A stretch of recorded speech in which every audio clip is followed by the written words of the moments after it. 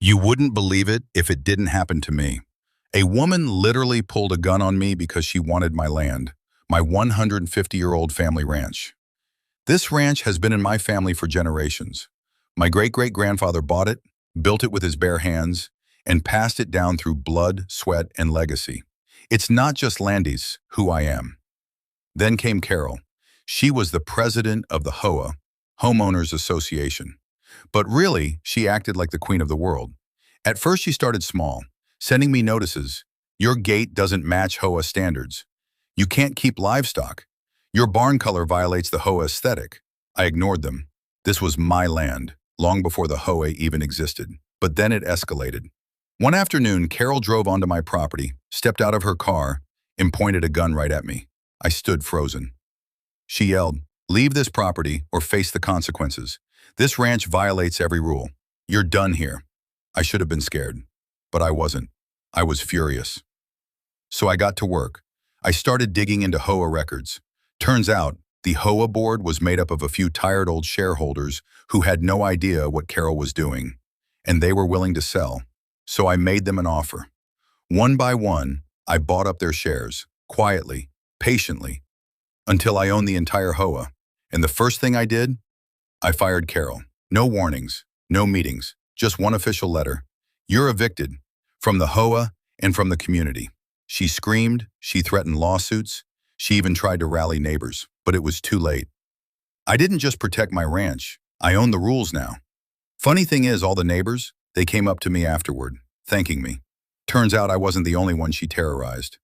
And that's how the woman who came to steal my land with a gun got evicted by the man who bought her power right out from under her. Never mess with a rancher who reads contracts. You probably won't believe this, but a woman pulled a gun on me because she wanted to take my 150-year-old family ranch. Yeah, it sounds insane. But let me tell you what really happened. This ranch has been in my family for generations. My great-great-grandfather bought this land before there were even paved roads out here. It's where I learned to ride a horse, where I spent summers fixing fences with my dad, and where I planned to raise my own kids. It's not just property, it's legacy. Then Carol showed up. Carol was the newly elected president of our HOA, Homeowners Association. I didn't think much of it at first. I never had issues with the HOA. My ranch technically sits on the edge of the neighborhood, and it's been here since before the HOA was even formed. But Carol, she had other ideas. First came the letters. Your gate is too rustic. Your barn color doesn't match community standards. You're not allowed to keep livestock within HOA boundaries. I laughed at first. Livestock? On a ranch? That's kind of the point. I ignored the notices. I figured it was a mistake. But then came the threats. Fines, legal action.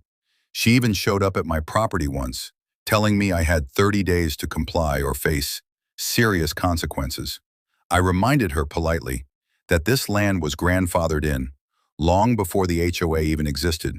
I had documentation, deeds, historical records. But Carol didn't care. Power had gone to her head. She told me that her HOA would bring me down no matter what. Then came the day that changed everything.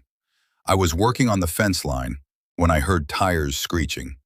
Carol's SUV came barreling down my drive. She stepped out with a clipboard in one hand and a pistol in the other. I froze. "No," I said. "You're trespassing on mine." She raised the gun slightly. "Leave or I'll make you leave." Now look, I'm not easily rattled. I've seen storms tear through this land. I've pulled calves out of snowbanks in the dead of winter. But this was different. A line had been crossed. And I knew, right then and there, I wasn't just going to defend my home. I was going to end this. I called my lawyer that night. We started digging into HOA bylaws. We tracked down the other board members. Turns out the HOA was set up like a corporation, with shares, and most of the board, retired, tired, and ready to sell.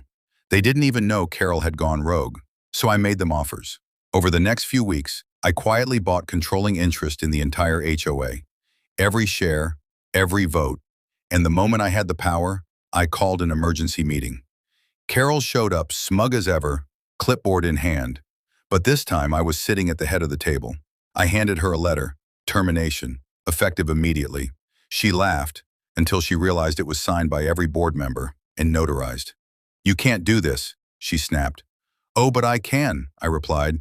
"I own the HOA now."